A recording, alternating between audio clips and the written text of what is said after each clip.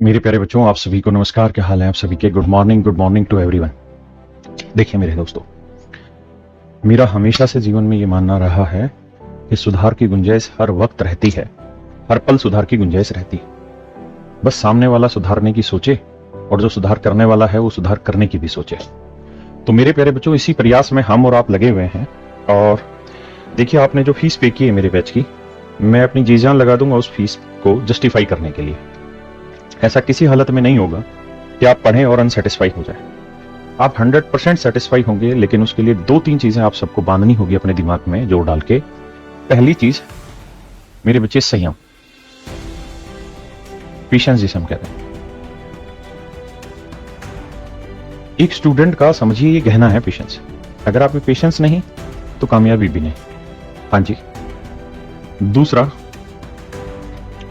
भागने की आदत ना हो। भागने की आदत ना भागने की आदत ना हो मतलब, बहुत बार बच्चों को बहुत सारी चीजें समझ नहीं आती। आप अपने कमेंट करते हैं, रिवर्ट करते हैं, अपनी फीडबैक देते हैं हमें ऑनलाइन क्लासेस में भी। तो उसका फर्क क्या होता है या उसका असर क्या होता है कि हम बातों को उस समय समझते हैं, फिर जैसे क्लास खत्म होती है उसके बारे में सोचते हैं कि यार बच्चों ने ऐसा क्यों लिखा, और अगर बच्चों ने ऐसा लिखा तो हमारी कहाँ गलती है और हम उसमें कहाँ सुधार कर सकते हैं। हम उसमें सुधार करते हैं, अगले दिन उस सुधार के साथ आपके साथ बैठते हैं।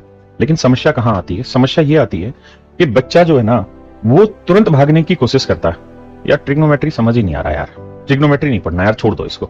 ये हर बच्चे की आदत है, और ये सिर्फ इस चैप्टर से रिलेटेड आदत नहीं है, ये जीवन में हर एक पहलू की आदत है ना। मैं हमेशा टिंग पटिंग ये सब करना है, जिम जाना है, मैं आज तक मतलब 5-6 दिन से ज्यादा जिम में रेगुलर हो ही नहीं पाया। उसे कहते हैं भागने की आदत। वो भागने की आदत क्यों बनी मेरी? उसके 2 कारण थे। पहला, एक तो मेरी वो जरूरत नहीं थी, दूसरा शायद मेरा वो शौक नहीं था। लेकिन आप इस क्लास में जो हैं, यहां आपको दोनों में से कोई ना कोई एक चीज जरूर होगी। या तो आपको इनको समझने की जरूरत है, या आप इनको समझने का आपको शौक है, क्योंकि दोनों में से कोई एक चीज तो होगा ही होगा।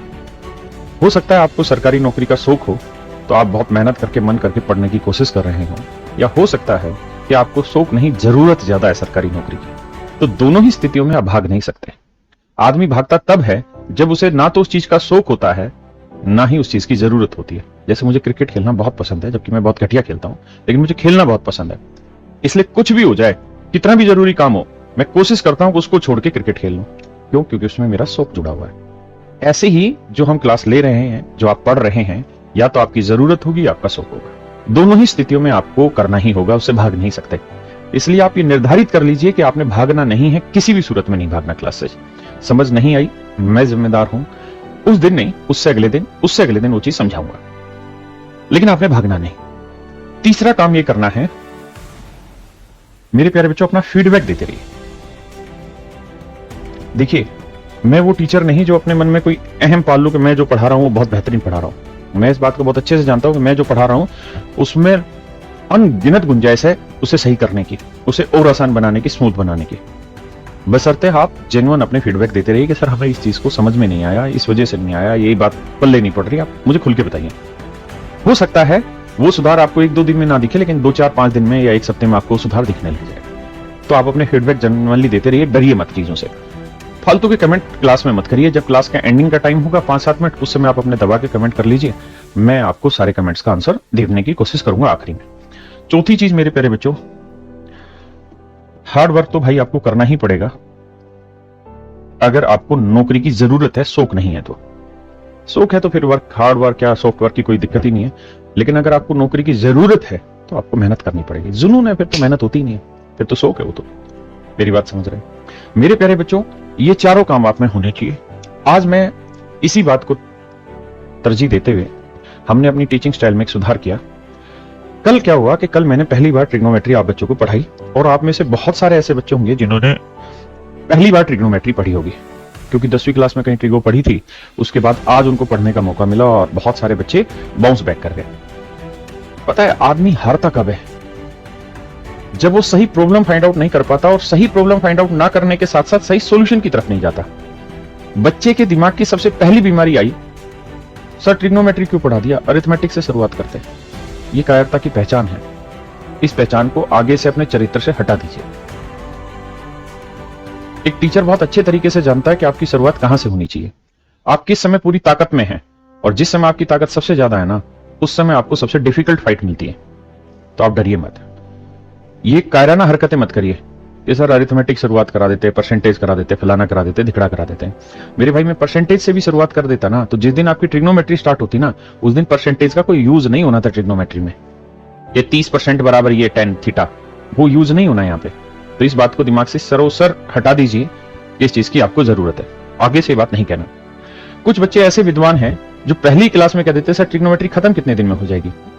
अगर आप इस प्रवृत्ति के भी हैं और आपको चीजें समझ नहीं आ रही, और आपकी जिज्ञासा के अगला चैप्टर कितने जल्दी शुरू होगा और इससे पीछा छूटे, तो आप विश्वास मानिए, अगला जब चैप्टर शुरू होगा तो आप उससे भी घटिया किस्म के स्टूडेंट बन चुके होंगे, और आप उस चैप्टर में और जल्दी करेंगे, अरे यार ये होगा, ये भी समझ नहीं आ रहा, अच्छा ये कब खत्म होगा।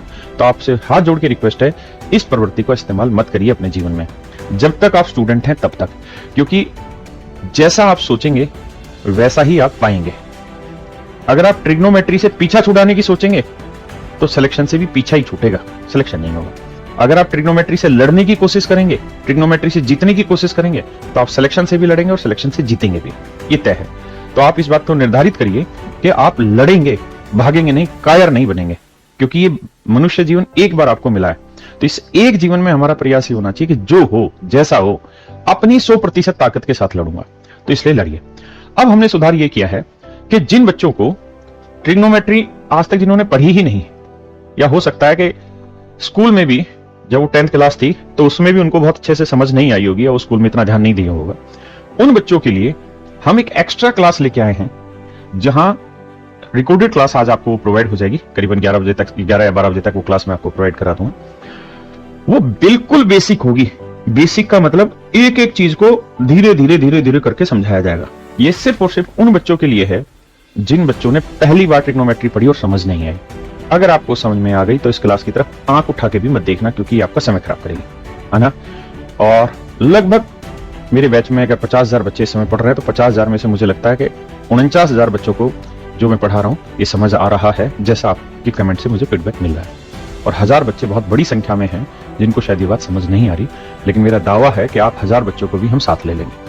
हाँ जी, तो उन 1000 बच्चों को साथ लेने के लिए हमने रेमेडी का काम किया है। ये रिकॉर्ड हो गई है, एडिट होकर आज डल जाएगी। तो आप शुरुआत से यहाँ ट्रिग्नोमेट्री पढ़ने की कोशिश करें। दूसरी चीज, बहुत छोटे छोटे रिजल्ट है जो आपको याद करने पड़ेंगे। हो सकता है शायद आपको याद ना हो रहे हो, तो आप याद करने के पीछे भागिए मत। रोज उन चीजों को सिर्फ लिखिए, लिखिए आगे बढ़िए, लिखिए आगे बढ़िए, मत याद करिए। बस जब भी सवाल करें तो उन्हीं से देख देख के सवाल करते रहे, लेकिन ये काम रोज करना, पीछे नहीं हटना, ठीक है। तो आज के लिए इतना। अब हम पढ़ना स्टार्ट करते हैं मेरे बच्चे। अब मुझे उम्मीद है कि आप मेरी बात को ध्यान से सुनेंगे। मेरे प्यारे बच्चों, एक ट्रिग्नोमेट्री की टेबल थी जो आपने और हमने सबने